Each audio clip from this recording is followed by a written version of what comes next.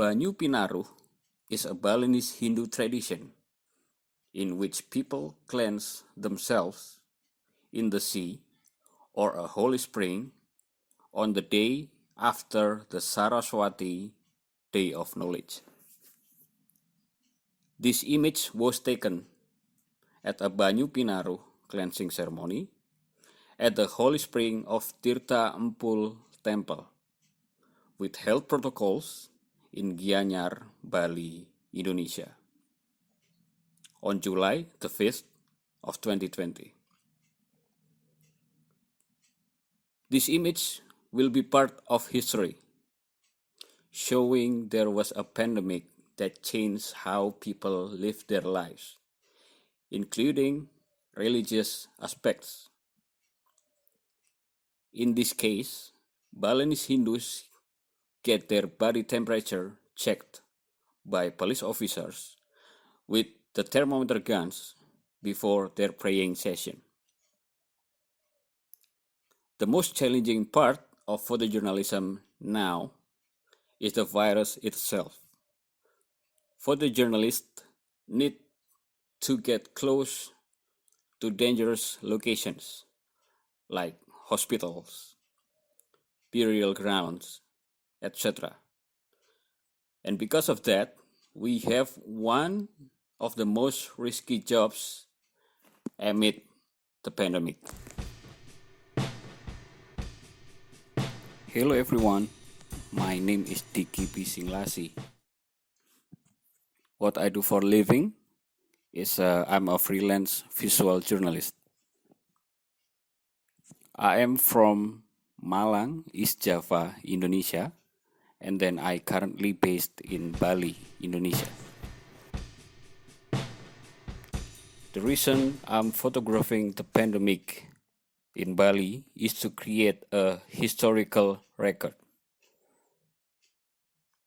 The COVID-19 pandemic was, at least in my generation, the first ever. Nobody has ever seen a virus pandemic before. And because I live in Bali, which is a popular international tourist destination, I felt compelled to document how the pandemic affected Bali, particularly on the economic front. My photos were taken on various days and months. During the pandemic, I was inspired to do something, which in this case was photography. I attempted to go out almost twice or 3 times per week, recording what happened around me. I ride my motorcycle, stop somewhere, or even walk around taking photos. Of course, I'll be wearing face masks, hand sanitizers, gloves if necessary, and even a personal protective suit or PPE if I go to the red zones. For me, once again, history. So that future generations can learn about what happened in the past. What would we do if a virus spread and changed our lives, shutting down our economy, causing us to lose our jobs, and have no money to meet our basic needs, or even murders us, like the COVID-19? Especially for the government, we could have learned how to anticipate an area that is too reliant on one industry, such as tourism like Bali, which is so reliant on other people's arrivals, in this case international tourists or even domestic tourists. forced to halt for reasons we couldn't even imagine before. As a result, we could do better in the future. I hope we found a solution, even if it was temporary one at that time. For example, as a result of the widespread coverage of how the COVID-19 affected Bali, some people have begun to organize charitable efforts to assist tourism workers, such as free food and free groceries that came from variety of sources, from the expats, domestic tourists, and even a local citizen with a better life. The second goal is to raise global awareness. Aside from economic factors, the pandemic has literally killed us due to our failure to follow the rules and health protocols.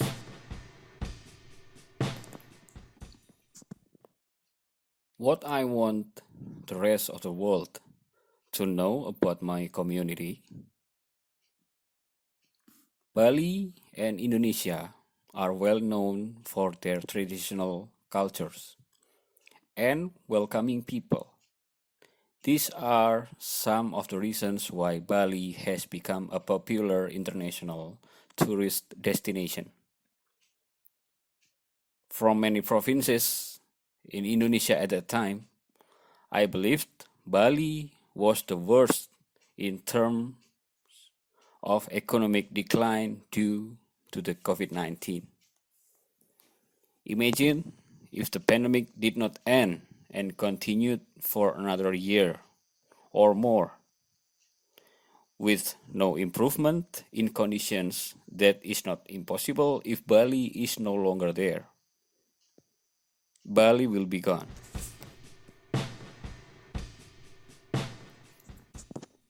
Last but not least, my work has appeared in printed media.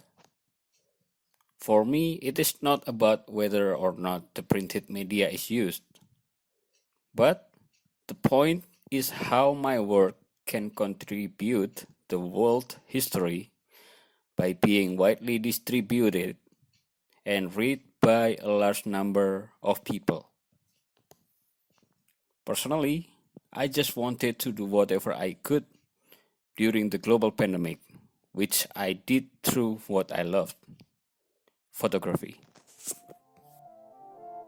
All right, I hope you enjoyed that last episode and learned something new.